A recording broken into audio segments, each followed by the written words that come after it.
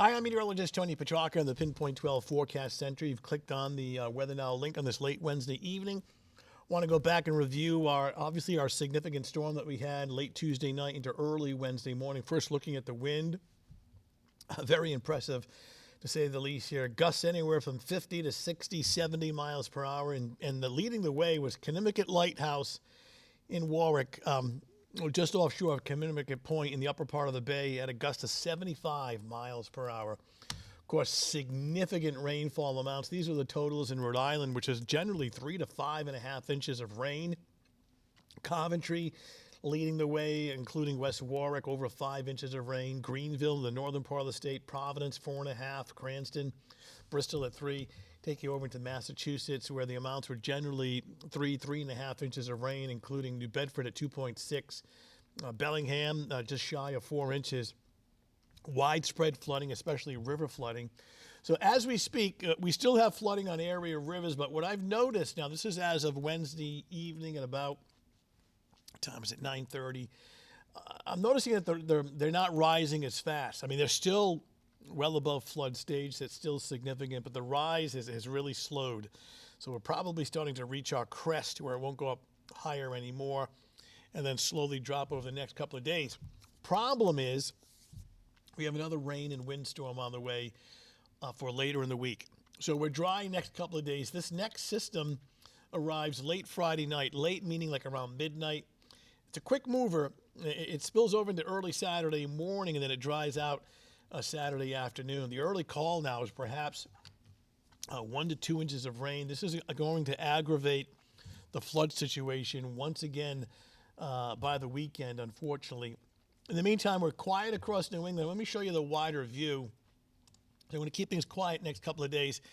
It's right in here. This is the next system that we're watching out across the northwest. And what will happen is this will develop into a storm and take on this kind of a track, arriving here late Friday night, early Saturday morning.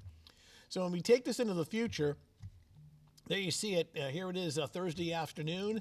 It is across the Central Plains, and then it starts to pick up a Gulf moisture. Watch how the precipitation shield really starts to expand here. This is by Friday afternoon. To the north of it, it's another snowstorm.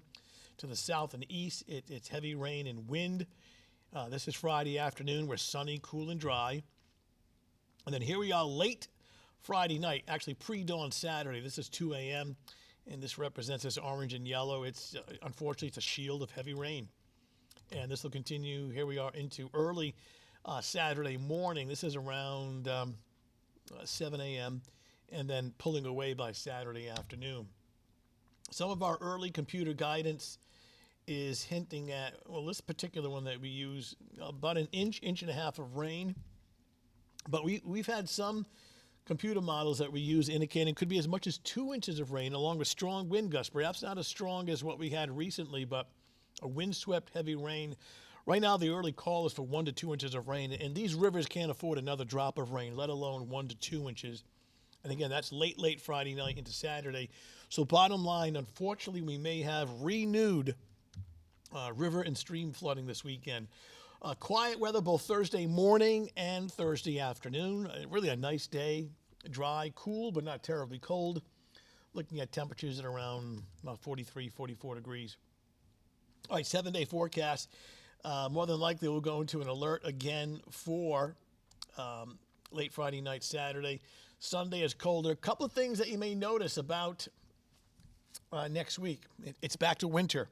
Look at these high temperatures in the 30s. And watching a system off the coastline, like around late Monday night, Tuesday of next week, has the potential for not only snow, but perhaps some accumulating snow.